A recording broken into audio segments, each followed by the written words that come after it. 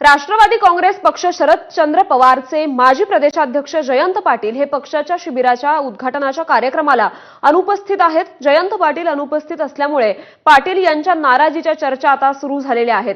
जयंत पाटील यांचं आज पक्षाच्या शिबिरात स्थानिक स्वराज्य संस्था निवडणूक तयारी यावर सायंकाळी 5:30 वाजता भाषण सुद्धा आयोजित करण्यात आलेलं होतं। परंतु आजच्या कार्यक्रमाला जयंत पाटील आता उपस्थित राहणार का याकडे सर्वांचंच लक्ष लागलेलं आहे।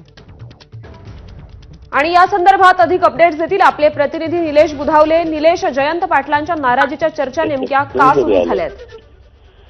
श्रुती, आपण जयंत पाटील यांच्याशी संपर्क साधण्याचा प्रयत्न केला, त्यावेळी त्यांच्या कार्यालयाच्या वतीनं माहिती सांगण्यात आली की कदाचित ते उशिरा येऊ शकतात।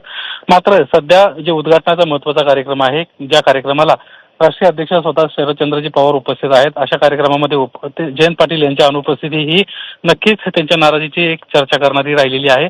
आणि त्यामुळं आज जयंत पाटील या कार्यक्रमाला येत आहेत का हे पाहणं महत्त्वाचं राहील। सायंकाळी 5:30 वाजता स्थानिक स्वराज्य संस्थांच्या निवडणुका तयारी यावर जयंत पाटील यांचं व्याख्यान या ठिकाणी भाषण देखील आहे।